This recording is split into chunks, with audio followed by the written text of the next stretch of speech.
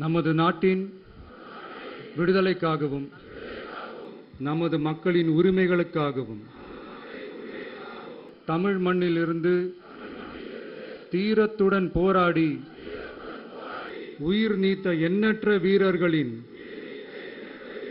தியாகத்தை எப்போதும் போற்றுவேன். நமது அன்னை தமிழ் மொழியை காக்க உயிர் தியாகம் செய்த மொழிப்போர் தியாகிகளின்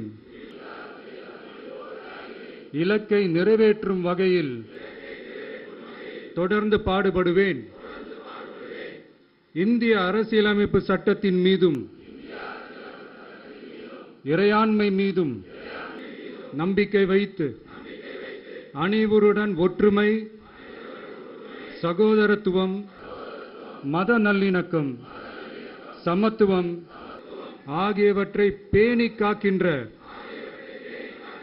பொறுப்புள்ள தனி மனிதராக செயல்படுவேன். மக்களாட்சி, மதச்சார்பின்மை, சமூக நீதி பாதையில் பயணித்து என்றும் மக்கள் நல சேவகராக கடமை ஆற்றுவேன் என உறுதி அளிக்கின்றேன். சாதி, மதம், பாலினம், பிறந்த இடம் ஆகியவற்றில் பெயரில் உள்ள வேற்றுமைகளை களைந்து